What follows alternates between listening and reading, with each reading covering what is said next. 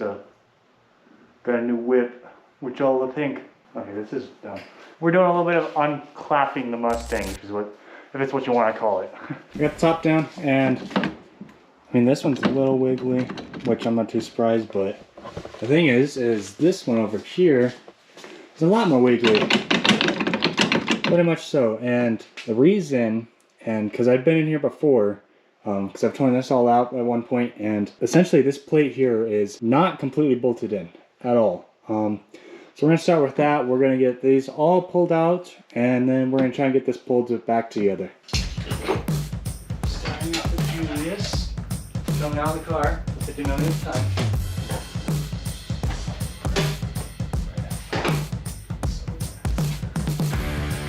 Man, it's so nice when you don't have all the proper hardware. Everything just slips right out.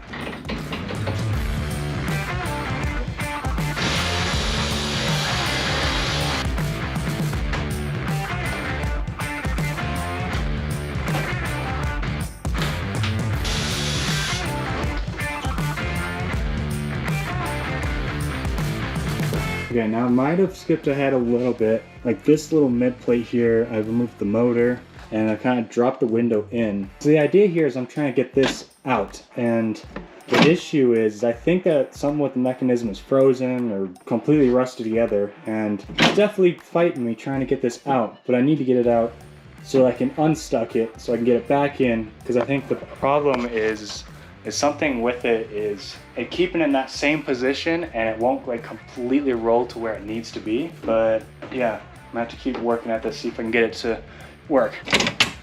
Got it. Let's go. I think that means that I can fish the window out. I guess not. So essentially this whole time it's been sitting around here just floating around, and it's supposed to sit like right about there. Put enough pressure, you know, to seal the window against that, but something with the mechanism was weird. I also found a few goodies in here. Some stuff that probably shouldn't be in here. Why? Why is there? Well, found a socket. Found an 8mm. 3 pieces of hose down there. And kind of as I suspected, this here is it's really rusted, which is why it has such a hard time. It should not be this difficult to move.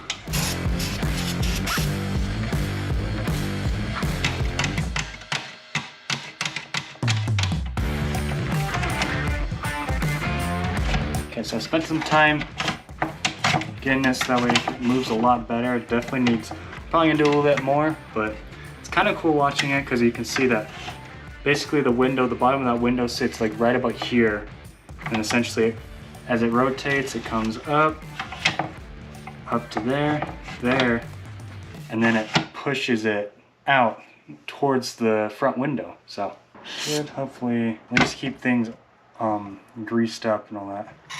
If any of the excess stuff, I don't want any free floating WD-40 in there. Now to serve another issue, the motor. Yeah, I should not be able to turn that. Let me show you why. But essentially, there's supposed to be little lips in here that catches, but they are basically completely stripped out. I could get a new one, or is some, here we have is what's called aluminum foil. And essentially just gonna take pieces and we'll shove them in there as basically as tightly as I can get them to be. As of which didn't work. Okay, I've been trying everything I can to get this all to work, to align properly, but this dang motor won't cooperate. But I found the epoxy.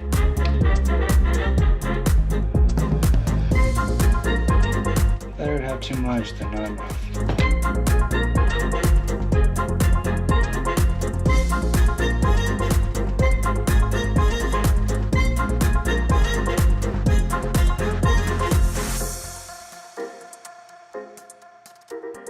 Leo. Alright, now we gotta wait for that to dry. Okay, I also figured out another issue, which was the fact that it wouldn't meet up because the other side, it's a good like probably finger width above this window, but it's just like, why is it not coming up?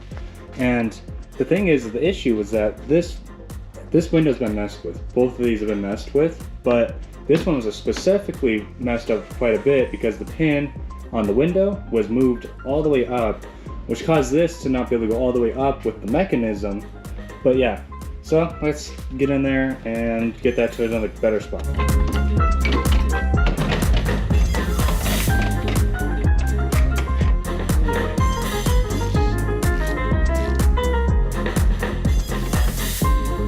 Okay, we have the mechanism.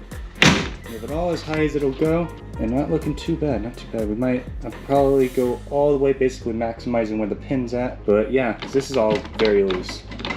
I mean, obviously it doesn't help that the little felt pad here is not there, but yeah, we getting a lot closer now.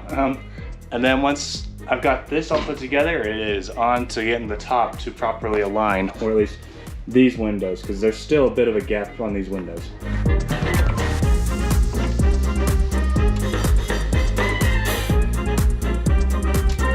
Okay, so I know I'm like skipping around quite a bit, but I've had to, I've been messing around with these switches, and what I know is the one over on that side, which actually I've switched these around because these little center of the switch thing here, it can be switched.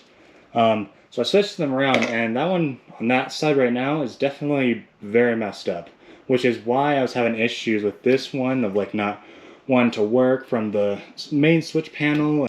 And let's get up in here. Yeah.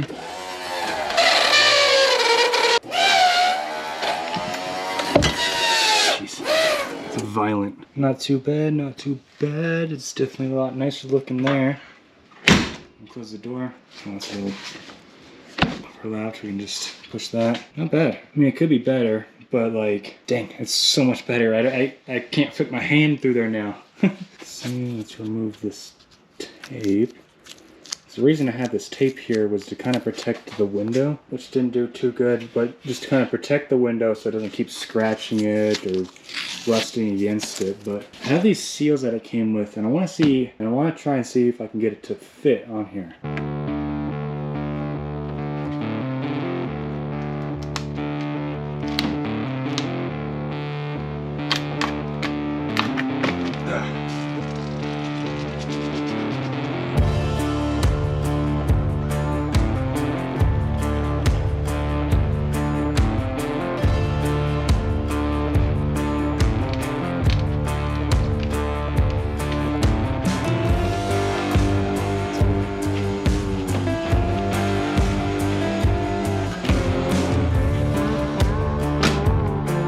We have like an actual seal there now.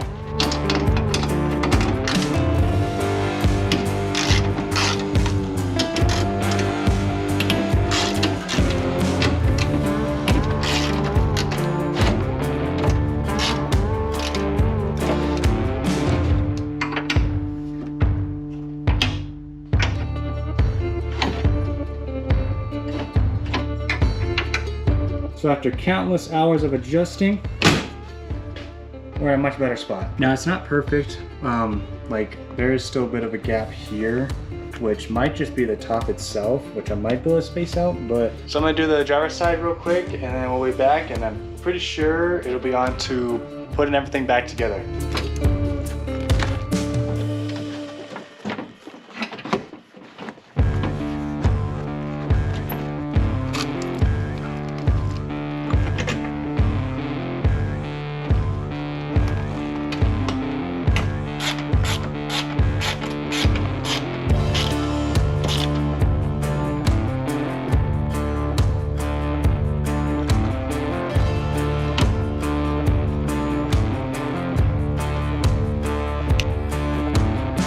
I went ahead and in here I got some hardware in here. None of this hardware matches at all. Like this is what was in here originally. These two are different. I'm thinking part of the issue of why nothing wanted to meet up properly is because these were basically only held in by this plate up here. And now we have some actual hardware, so hopefully it will hold down properly.